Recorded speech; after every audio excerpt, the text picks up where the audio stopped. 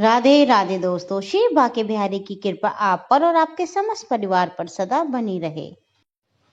हिंदू धर्म में सूर्य देव की पूजा का अपना एक विशेष महत्व है। सूर्य देव को जीवन, सेहत और शक्ति का देवता माना जाता है।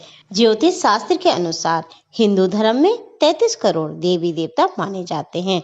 मुख्य रूप से पंच देवता में भगवान शिव, भगवान गणेश, भगवान विष्णु, माँ दुर्गा और सूर्य शामिल हैं। सूर्य देव को वेदों की आत्मा कहा जाता है। सूर्य देव जीवनदाता, परम ब्रह्म जैसे नामों से भी पुकारे जाते हैं। जिस प्रकार सभी देवी देवताओं की पूजा अर्चना का अपना एक विशेष दिन निर्धारित होता है, उसी तरह भगवान सूर्य देव को रविवार का दिन समर्पित होता है। शास्त्रों में सूर्य देव के विशेष मंत्र भी बताए गए हैं। सूर्य देव की पूजा व्रत का भी विधान है।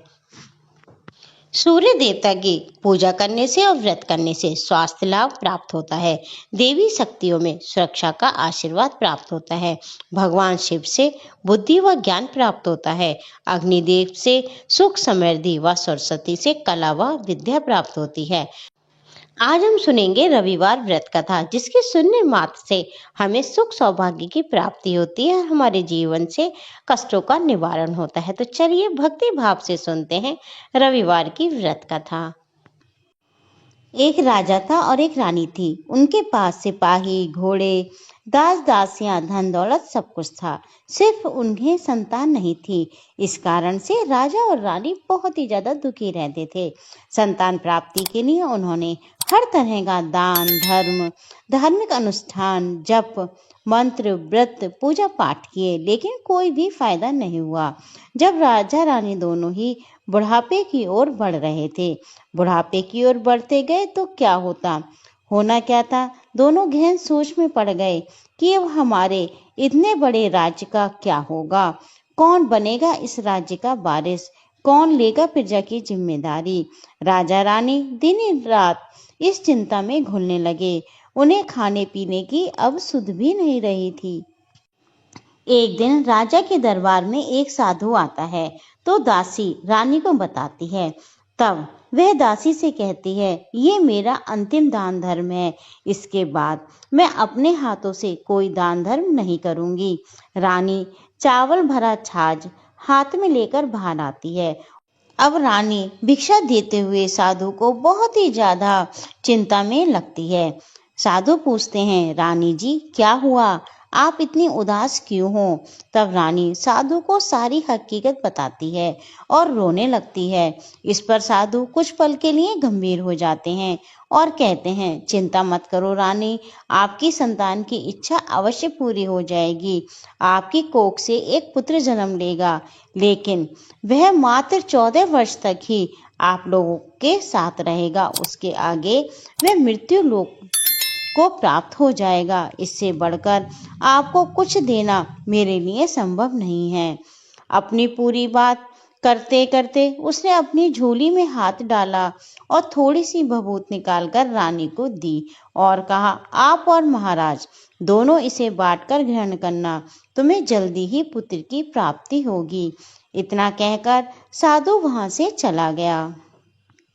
अब साधु के जाने के बाद रानी सोचने लगी, 14 साल ही सही, इतने समय के लिए मुझे पुत्र तो मिलेगा, मेरे लिए इतना ही काफी है। उतने साल तक मैं उसे जी जान से बड़ा करूंगी, उसे ढेर सारा प्यार दुलार दूंगी, अपनी संतान की सारी मुरादें मैं पूरी करूंगी।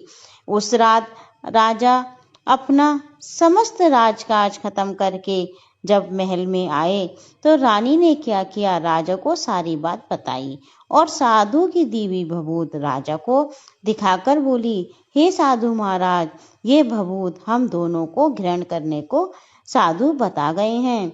राजा बोले, इतना दान धर्म किया, जब तप किया, तब कोई फल नहीं मिला, तो इस भभूत से क्या हमें संतान की प्राप्ति हो जाएगी। उस पर रानी बोली, जब इतना सब कुछ किया है तो ये भी सही। राजा को अब किसी पर विश्वास तो था नहीं, लेकिन अपनी पत्नी को दुख ना पहुंचे इसलिए वे राजी हो गए। राजा राजी हो गए तो फिर क्या था। राजा रानी दोनों नहाते धोते और फिर अपने भगवान का स्मरण करते थे, अपने पुरखों को स्मरण करते थे और साधु महाराज के नाम का स्मरण करके वे भभूत बांटकर दोनों खाते थे। उसके बाद दोनों निश्चिंत होकर सो जाते थे। कुछ दिन गुजर जाते हैं और साधु द्वारा कहे अनुसार रानी गर्भवती हो जाती हैं। उस पर राजा रानी दोनों की खुशी समाई नहीं समाती। राजा रानी से बोला, महारानी सचमुच साधु महाराज की हम पर कृपा हो गई। अब 9 माह के बाद 9 माह 9 दिन और 9 घंटे पूरे होने के बाद रानी ने एक सुंदर पुत्र को जन्म दिया। राजा ने बड़ी धूमधाम से पुत्र का नामकरण किया। सारे राज्य में 8 दिन तक खूब अच्छा समारोह रखा गया, उत्सव बनाया गया। अब पुत्र की कुंडली देखने के लिए राज्य के सबसे बड़े विद्वान पंडित जी को भी बुलाया।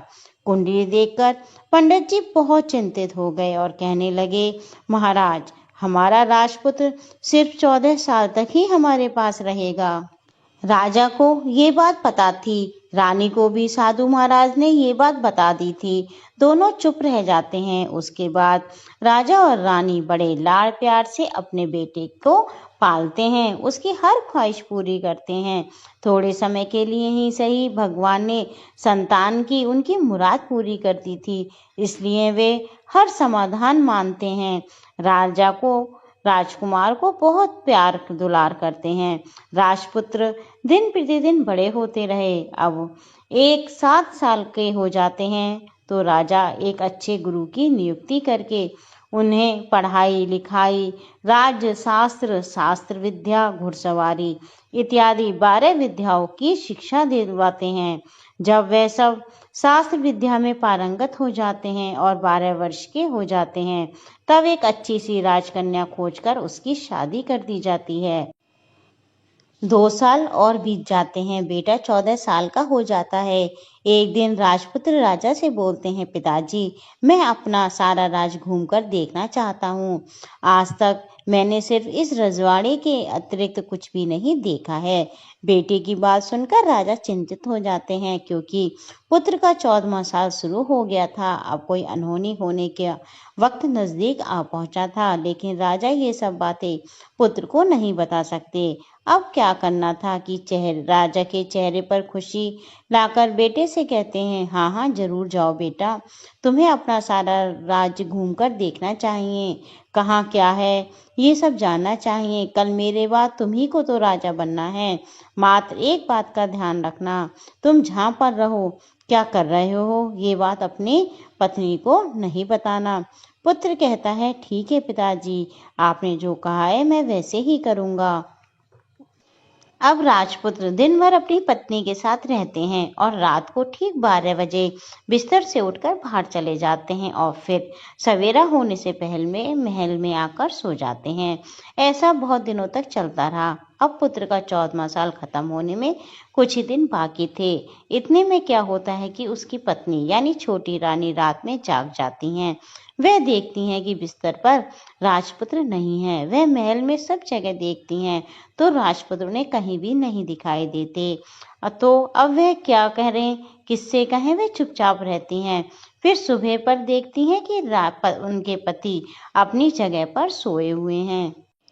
वह अपने पति से कुछ नहीं पूछती, लेकिन दूसरी रात भी वैसा ही होता है, तीसरी, चौथी, ऐसा बहुत दिन तक चलता रहता है। रानी बहुत चिंतित हो जाती हैं। पति रात को कहाँ जाते हैं, किससे मिलने जाते हैं, उनके मन में ढेर सारे सवाल उठने लगते हैं, लेकिन कुछ पूछने से उन्हें डर लगता है, शायद पति गुस्सा ना कर बैठें।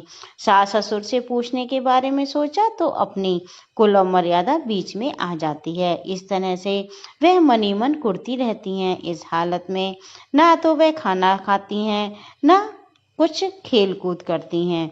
वह दुबली पतली हो जाती हैं।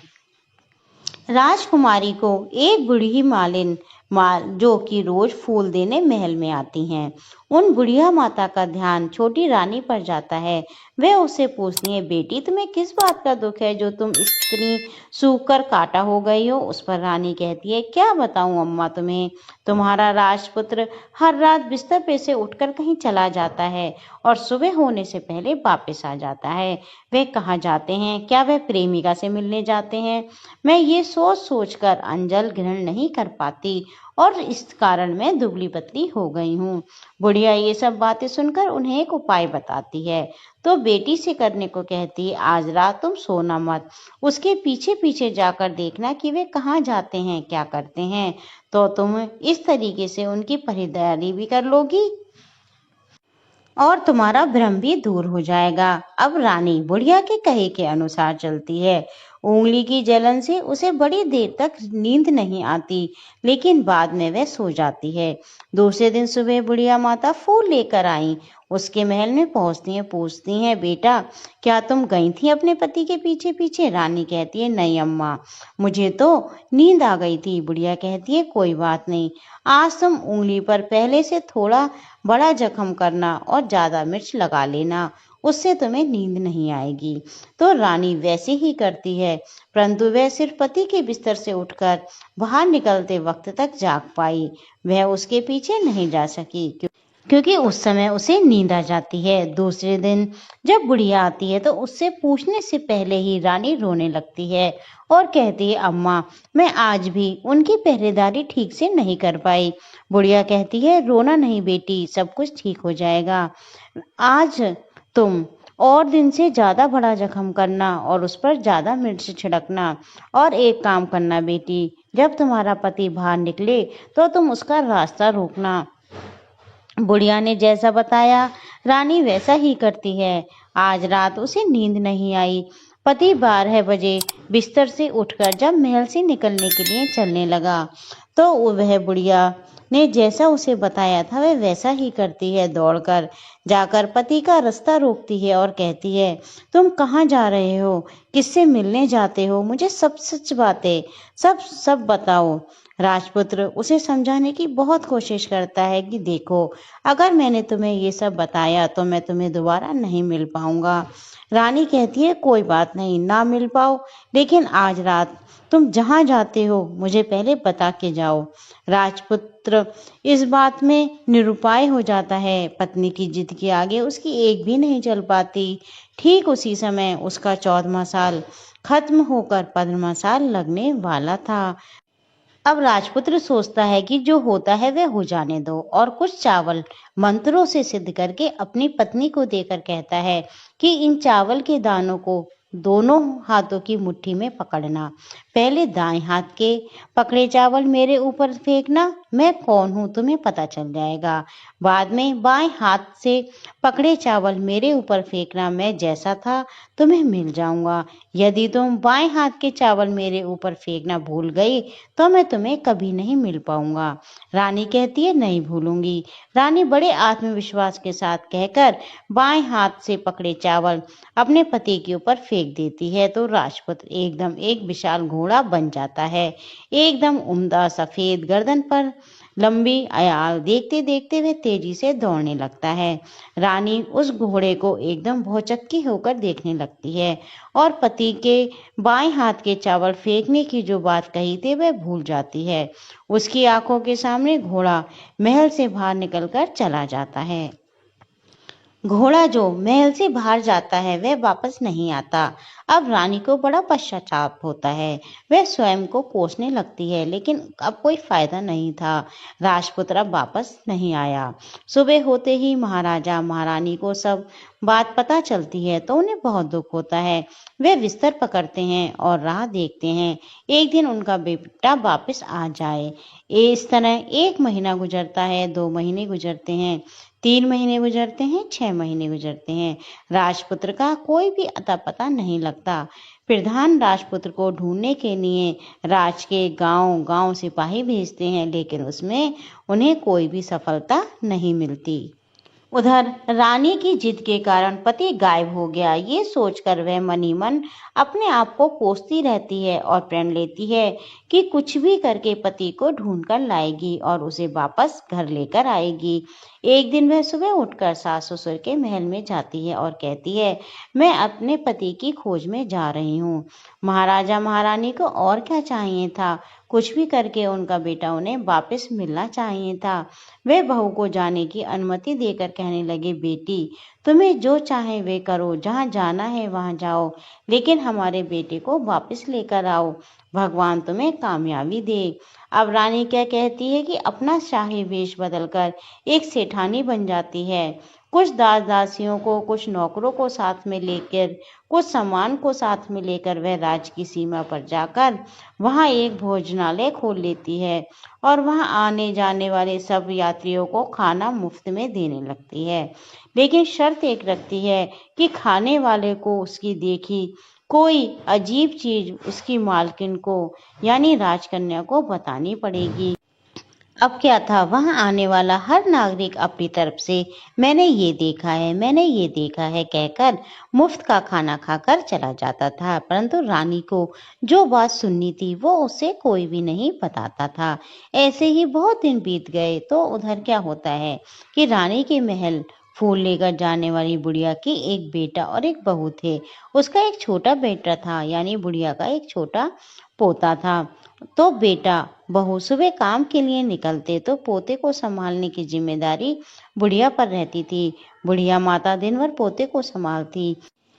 बुढ़िया माता को पान खाने की आदत होती है, तो पान लगाने के लिए बुढ़िया माता को चूना चाहिए था। चूने को तैयार करने के लिए वे सीपियां लेकर आईं और सीपियों को भूनने के लिए गोबर के कंडे चाहिए थे। कंडे इकट्ठे करने के लिए वे बांस की टोकरी लेकर चरवाहे के मैदान में गईं। वहां बहुत सारे कंडे थे। उन्हें जमा करते करते उन्हें घर आने में देर हो गई और अंधेरा हो गया। इस ओर शाम होते होते काम से उनके बेटे बहू भी वापस आ गए और उन्होंने देखा कि उनका बच्चा घर में अकेला है और वो जोर जोर से रो रहा था।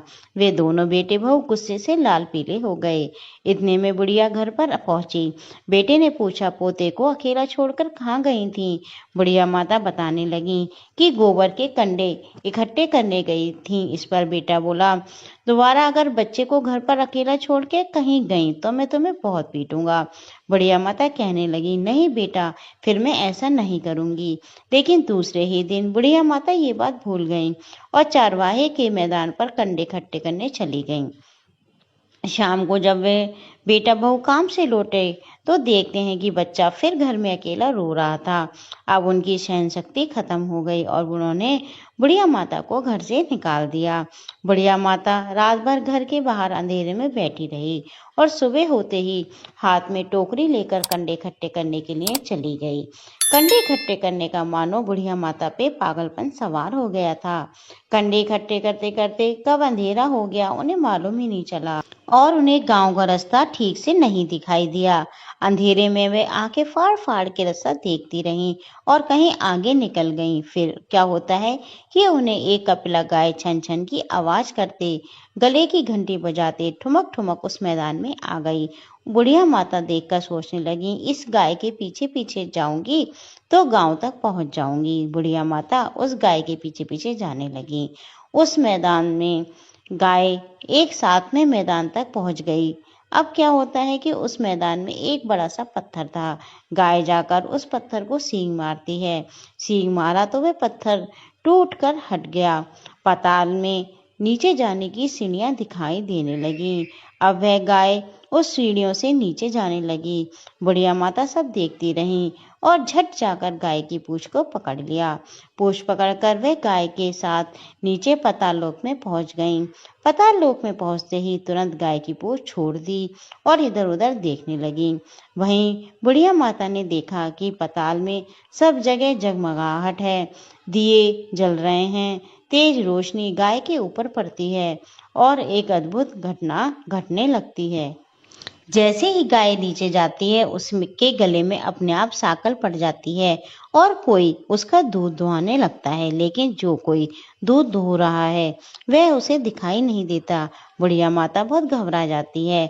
वह कहाँ आकर फंस गई ऐसा सोचने लगती है, क्योंकि वहां तो छिपने की भी कोई जगह नहीं थी, हर तरफ उजाला ही उजाला था। वह अब एक कोने में खड़ी हुई चुपचाप सब कुछ देखने लगी। कुछ पल के बाद वहां झट से एक उम्दा सफेद घोड़ा आया। वहां दो कुंड थे, उसमें एक कुंड में उस घोड़े ने छलांग लगाई और ऊपर आ गया। वह उसे राजपुत्र का रूप प्राप्त हो गया। राजपुत्र बनने के बाद उसने दूसरे कुंड में पानी में स्नान किया और वहां रखे नए कपड़े पहनने लगे। नजदीक ही एक सुंदर पलंग था, उस पर जाकर वह बैठ गया। उसके सामने अपने आप पंच पकवानों की थाली आ गई, दूध की एक प्याली आ गई, पान सुपारी आ गए। उसके सामने एक दिया जल रहा था। राजपुत्र ने खाना खाया, दूध पिया, पान सुपारी खाई और बिस्तर पर लेट जाने से पहले सूर्य देव का स्मरण करके सामने जलते दिए से पूछा, दिए दिए दीप कर मेरे माता पिता क्या कर रहे हैं? दिया बताने लगा, बेटे के शोक में डूबे हैं। राज कौन संभाल रहा है? वो कहता है राज प्रधान संभालता है। मेरी पत्नी क्या करती है? उसने चौराहे पर भोजनालय शुरू किया है और आते जाते लोगों से वह नई खबर के बारे में पूछती रहती है। दिए के ये कहते ही राजपुत्र कहने लगते हैं ठीक है। उसके बाद वह सो जाता है। बुढ़िया कोने में खड़ी हुई ये सब बातें देख रही थी। ऐसी अद्भुत घटना उसने जिंदगी में कभी पहले नहीं देखी थी। उसे अंदर ही अंदर चुलबुलाहट होने लगी। वह अपनी भूख प्यास भूल गई और आगे क्या होता है वह उत्सुकता से देखने लगी। लेकिन उसके बाद कुछ नहीं हुआ। रात गुजर गई, सुबह हो गई। सुबह होने पर पलंग पर सोया हुआ राजपुत्र उठा और फिर से पहले वाले कुंड में छलांग लगाई, तो वह फिर से घोड़ा बनकर कुंड से बाहर चला गया। बाहर आते ही वह तेजी से उस पाताल नगरी से निकल गया, लेकिन वह कहाँ गया बुढ़िया माता को कुछ भी नहीं पता। उसके बाद पिछली रात को उसने गाय का दूध छमछम धोने लगा। जैसे ही दूध दुहाना खत्म हुआ उसके गले की शाकल अपने आप खुल गई और गाय तेजी से ऊपर जाने वाली सीढ़ियों की ओर भागने लगी। गाय को दौड़ता देख बुढ़िया माँ सोचती है कि अब गाय के साथ यहाँ से ऊपर जाना ही समझदारी है, नहीं तो कोई मुसीबत आकर मेरे ऊपर टपक जाएगी। झट से उसने गाय की पूंछ पकड़ ली, गाय के साथ ऊपर आ गई। गाय अब ऊपर मैदान में पहुंची तो उसे एक सुरंग का रास्ता अपने आप बंद हो गया और उसके मुंह पर एक बड़ा सा पर्वत पत्थर खड़ा हो गया। अब बुढ़िया माता जंगल से बाहर निकली तो बुढ़िया माता एकदम बावली हो गई।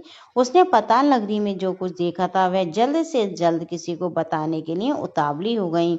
उसे एकदम याद आया कि नगर की सीमा पर कोई औरत भोजनालय चलाती है और नई बात बताने की इच्छा खाना पीना मुफ्त में देती है। वह सोचने लगी क्यों ना ये बात उस औरत को बताऊं।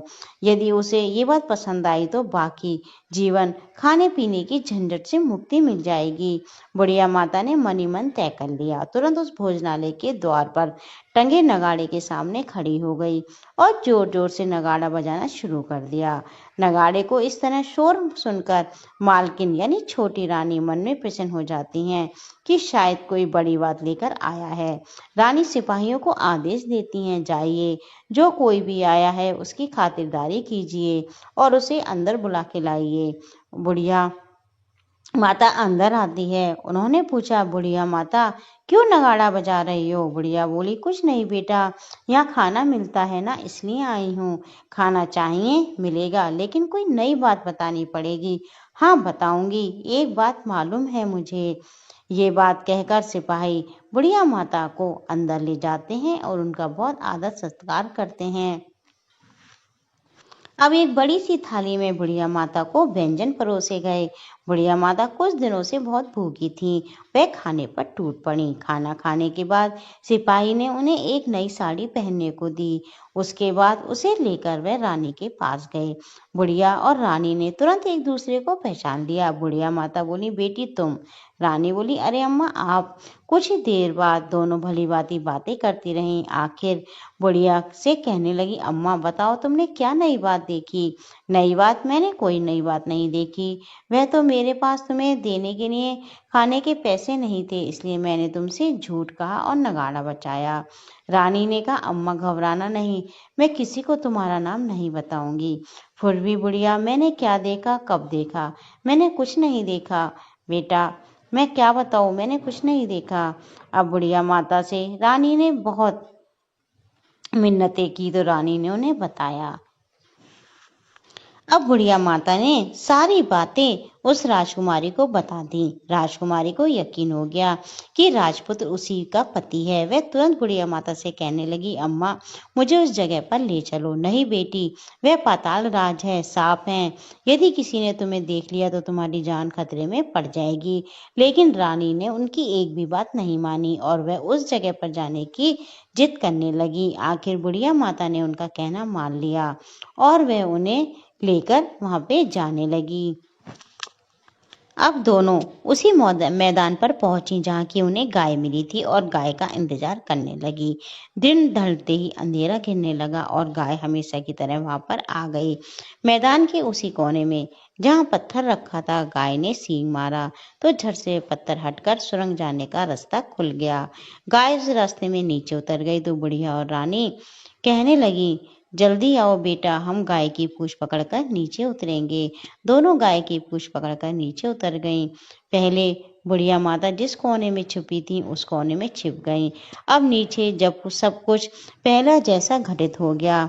गाय के गले में अपने आप साकर पड़ गई और कोई अदृश्य रूप से उसका दूध धोने लगा। एक सफेद उम्दा घोड़े ने जाकर एक कुंड में छलांग लगाई तो राजपुत्र के रूप में ऊपर आया।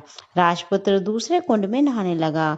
बाद में उसके सामने थाली आ गई, दूध की प्याली, पान, बीड़ा, ठीक वैसे ही हुआ जैसे कि पहले हुआ था। अब राजकुमार ने सूर्यदेव का स्मरण किया और दिए से पूछने लगे, दिए दिए दीप कर मेरे माता पिता क्या कर रहे हैं? तो दिए ने अब कुछ भी जवाब नहीं दिया, बल्कि वह बुझ गया। राजपुत्र को कुछ अघटित हुआ है इसका संदेह हो गया। वह उदास हो गए और जो कुछ हुआ है वह कह दो, ऐसा सोचकर सोने के लिए बिस्तर पर लेट गए। अब रानी का संयम छूट गया। वह दौड़कर पति के पास गई और उसके पैर पकड़ने के लिए आगे बढ़ने लगी। राजपुत्र तुरंत ही पत्नी को पहचान गए। वह झट से पीछे हट गया और चिल्लाने लगा, नहीं नहीं, मुझे मत छूना, सर्वनाश हो जाएगा। अब रानी दोनों हाथ जोड़कर पति से अपनी भूल स्वीकार करने लगी। स्वामी, मुझसे भूल हो गई, मुझे आपसे नहीं पूछना चाहिए था कि आप रात को कहाँ जाते हो। मैं अपनी भूल स्वीकार करती हूँ। मुझे मेरी भूल की सजा मिल गई है। अब आप घर चलें। आपके वियोग में आपके माता पिता ने बिस्तर पकड़ लिया है। आपकी प्रजा भी बहुत दुखी है। इस पर राजपुत्र कहने लगे, वहीं तो एक बार तुम गलती कर बैठी, अब दोबारा मत करना, नहीं तो अब मैं तुम्हें जो दिख रहा हूँ वह भी नहीं दिखूंगा। रानी विलाप करने लगी, जोर जोर से जमीन पर सिर पटकने लगी। राजपुत्र के मन में उसके प्रति दया आ गई। वह कहने लगा, यदि तुम मुझे पाना चाहती हो तो तुम्हें एक काम करना होगा। काम कठिन है लेकिन वह तुम्हें अकेले ही करना होगा। राजकुमारी बोली, कहो स्वामी, कितना भी कठिन काम हो मैं उसे पूर्ण करूंगी। रानी कहने लगी। इस पर राजपुत्र ने उसे बताया कि तुम पाताल से ऊपर जाते ही तुम्हें एक घना जंगल नजर आएगा। ऐसे 6 जंगल पार करने के पश्चात 7वां जंगल मिलेगा। वह जंगल सबसे घना है। उस जंगल के बीचों बीच एक पीपल का पेड़ है। उसके पास की जगह पत्ते, फंदे, जटाएं, कांटे इत्यादि से ढक चुकी है। वहां शेर, भालू, सांप सभी धमा चौकड़ी लगाकर बैठे हैं। तुम सबको भगाकर वह जगह साफ करनी है, जिसकी गोबर से लिपाई करनी है और उसे पवित्र स्थान बनाना है, रंगोली से सजाना है। उसके बाद वहां धूप, कपूर, अगरबत्ती जलानी है, फूल कुमकुम से पेड़ की तने की पूजा करनी है, दूध दही से बने चावल का भोग चढ़ाना है। ये सब दोपहर के 12 बजे से पहले करना होगा। 12 बजने के समय तुम्हें उस जगह पर बैठकर सूर्य भगवान का ध्यान करना है। ठीक 12 बजे सूर्य भगवान का रथ वहां पर उतरेगा। वह सब देखकर खुश हो जाएंगे और कहेंगे कि बेटी, जिस किसी ने ये सब किया है उसे मैं मनचाहा फल दूंगा, तो तुम उसके सामने जाकर उनके रथ का दाहिना घोड़ा मांगना, मैं तुम्हें मिल जाऊंगा। इतनी बात कहकर राजपुत्र अपने पलंग पर सो गया और छोटी रानी भोर होने की राह देखने लगी। सुबह होते ही बुढ़िया माता के साथ गाय की पूंछ पकड़कर ऊपर आ गईं। ऊपर आने के बाद वह बुढ़िया से कहने लगी, अम्मा, अब मैं अकेली ही आगे जाऊंगी, तुम भोजनालय वापस जाओ। वह जंगल में जाकर राजपुत्र की बताई हुई जगह को ढूंढने लगी और स्वयं आरी से वह जगह साफ कर दी। बाद में राजपुत्र ने जैसे बताया उसने लिपाई पुताई करी और दूसरे दिन पौ फटने से पहले उठी, जंगल में उस जगह पहुंची। वहां जाकर इत्र गुलाब का पानी छिड़ककर उस जगह को सुगंधित किया, धूप अगरबत्ती जलाकर उसे पवित्र किया। पूजा की सब सामग्री वहां देख तैयार रखकर सूर्य भगवान का ध्यान करने बैठ गई। जैसा कि पति ने बताया था कि दोपहर को ठीक 12 बजे सूर्य भगवान का रथ उस पीपल के पेड़ पर आकर रुका। सूर्य भगवान ने जब रथ के नीचे देखा तो सुगंधित वातावरण देखकर वह बहुत प्रसन्न हुए। फिर वे बोले, जिस किसी ने ये काम किया है वह यहाँ आकर आज मुझसे जो कुछ मांगेगा मैं उसे दे दूंगा। रानी ने जब ये बात सुनी तो वह बिना समय गवाए दौड़कर उनके सामने और सूर्य देव को साष्टांग नमस्कार करके बोली, भगवान, ये मैं ही हूँ, मैंने ही ये जगह साफ की है। अच्छा, जो तुम्हें चाहिए वह मुझसे मांग लो। भगवान, मुझे आपके रथ का दाहिना घोड़ा चाहिए। सूर्य भगवान बोले, नहीं नहीं, मैं तुम्हें और कुछ भी दे सकता हूँ लेकिन ये घोड़ा नहीं दे सकता। मेरे रथ के 12 घोड़े हैं, तुम चाहे तो कोई और घोड़ा मांग लो लेकिन ये दाहिना घोड़ा नहीं, मैं तुम्हें ये नहीं दे सकता। छोटी रानी ने एक नहीं सुनी, वह सूर्यदेव से एक ही बात कर रही थी कि मुझे ये दाहिना घोड़ा दे दो, नहीं तो मैं आपके पैरों में गिरकर अपनी जान दे दूंगी। अब सूर्यदेव धर्म संकट में पड़ गए, उन्होंने वचन दे दिया था, अब अपने वचन से पलटें तो क्या करें। ठीक है, दे दिया तुम्हें घोड़ा, सूर्यदेव ने कहा। फिर एक बात और भी कही, देखो मैंने तुम्हें घोड़ा तो दिया है लेकिन वह तुम्हें यहाँ नहीं मिलेगा, तुम्हें उस पाताल में जाकर लाना होगा। रानी बोली, पाताल में ही क्या भगवान, मैं उन्हें पाने के लिए कहीं भी जा सकती हूँ। अब रानी को वचन देकर सूर्यदेव अपने मार्ग में चले गए और उधर रानी जंगल में अपने भोजनालय में आ गई। फिर वह बुढ़िया को लेकर उस मैदान पर गई। जल्द ही शाम हो गई। शाम होते होते वहां वह गाय आई और दोनों गाय की पूंछ पकड़कर नीचे उतर गई। नीचे पाताल में सब घटनाएं पहले की तरह घटने लगी। घोड़े को एक कुंड में नहाकर राजपुत्र बन जाना, नहा धोकर पलंग पर बैठना, सोने की थाली में खाना आना, पान बीड़ा सब उसी तरीके से होने लगा और राजा ने सब कुछ खाया और दिए से पूछने लगे, दिए दिए दीप कर मेरे माता पिता क्या कर रहे हैं। दिए ने बताया, वे दोनों तुम्हारे शोक में मरने की स्थिति तक पहुंच गए हैं। ऐसा झट से उसकी आंखों से आंसू टपकने लगे। फिर वह पूछने लगा, दिए दिए दीप कर मेरा राज कौन चला रहा है। दिया बोला कि तुम्हारा राज्य प्रधान चला रहा है, वह सब कुछ हड़प चुका है और प्रजा पर बहुत अत्याचार कर रहा है। सुनकर राजपुत्र को बहुत गुस्सा आया। वह गुस्से से अपनी मुट्ठी भींचने लगा, पूछने लगा, दिए दिए दीप कर मेरी पत्नी क्या कर रही है। अब दिया कुछ नहीं बोला, चुप रहा। अब रानी का संयम जवाब दे गया। वह दौड़कर पति के गले लग गई। अब मैं तुम्हें मिल गया, राजपुत्र कहने लगा। सच कहते हो, अब आप फिर से घोड़ा तो नहीं बनोगे ना। राजकुमार कहने लगा, नहीं, मैं दोबारा से घोड़ा नहीं बनूंगा। तुमने जो इतने सारे कष्ट उठाए हैं मुझे पाने के लिए, इसलिए सूर्यदेव ने मुझे सदा के लिए घोड़े के जन्म से मुक्त कर दिया। राजपुत्र ने बड़े प्यार से कहा और उसे गले लगाया, उसके आंसू पोंछे। कुछ देर पश्चात भोर हो गई तो गाय की श्रृंखला टूटकर ऊपर भूलोक जाने लगी। रानी, राजपुत और बुढ़िया उसकी पूंछ पकड़कर ऊपर आ गए। ऊपर आने के बाद वे सीधे भोजनालय में पहुंचे। वहां का सब सामान लोगों में बांट दिया और उसको ताला लगाकर अपने राज्य में लौट आए। राजपुत्र वापस आता तो उसके तेवर देखकर प्रधान घबरा गया। राजपुत्र ने उसे बंदी बनाकर कैद खाने में डाल दिया। राज की बागडोर अपने हाथ में ले ली। उसके बाद वह अपने माता पिता को मिलने के लिए महल में गया। तब राजपुत्र क्या देखता है कि उसकी माता पिता उसके शोक में बहुत दुबले पतले हो गए हैं। पुत्र को वापस आया देखकर मरणासन्न राजा रानी की आंखों से टप टप आंसू बहने लगे। उन दोनों ने पुत्र को गले लगाया, प्यार से सहलाया। इतना होने के बाद उनके सेहत में एकदम सुधार आ गया।